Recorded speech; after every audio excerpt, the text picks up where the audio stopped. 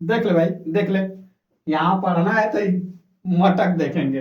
देखो, निषेचन, निषेचन किसे कहते हैं? कहते हैं कि परागकण, परागकण वर्तिकाग्र से अंडाशय में आके मिलता है, उसी को निषेचन कहते हैं। फूलों में निषेचन किसे कहते हैं?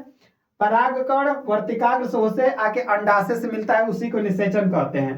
तब परागकण कितने आ सकते हैं वर्तिकाग्र तक? दो आ सकते हैं। कितने आ सकते हैं? वो दो आ सकते हैं वर्तिकाग्र। अंडाशय में अंडा कितना होता है? तो तीन होता है। कितना होता है? तीन अंडा होता है। ठीक है, तीन अंडा होता है। जब यही अंडाशय एगो आके मिल जाएगा इससे, तो यानी द्विगुणित होने लगेगा, और इसमें बच गया दो गो अंडा, और इसका परागकण एगो बन गया। यही तीन गो मिल जाएंगे, यही तीनों को हम कहते हैं क्या? भ्रूण पोष कहते हैं। क्या कहते हैं? वो भ्रूण पोष कहते हैं। भ्रूण पोष, कोष, भ्रूण कोष ना हो, पोष कहते हैं, पोष। ठीक है ना, भ्रूण पोष कहते हैं। ठीक है, निषेचन, निषेचन में ये कहता है कि पुंकेसर और स्त्री केसर, यहाँ पे स्त्री केसर होना चाहिए, स्त्री केसर, केसर, स्त्री केसर होना चाहिए। ठीक है, पुंकेसर और स्त्री केसर यानी जयांग, ये दोनों को मिलने से, इन दोनों को, ये अलग अलग है तो युग्मक है।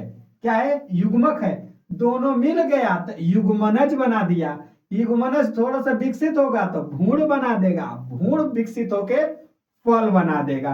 यही काम है। जब आया निषेचन किया, जब ये नर, ये अलग है, ये मादा वाला अलग है, तो ये युग्मक है।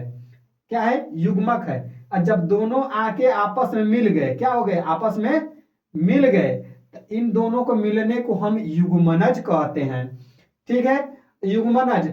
युग्मनज यानी कि युग्मनज मिल के विदलन होगा, टूटेगा, टूटेगा तो उसको हम कहते हैं भ्रूण।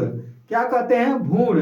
और जब भ्रूण से फल बनता है, सेम प्रोसेस मेल में भी होता है, फीमेल मेल में भी होता है। दोनों अलग अलग है और दोनों का युग्मनज अलग है। जब मिल जाए सब, तो उसको हो जाएगा क्या? उसको कहेंगे हम युग्मनज। मिलेगा तो युग्मनज कहेगा।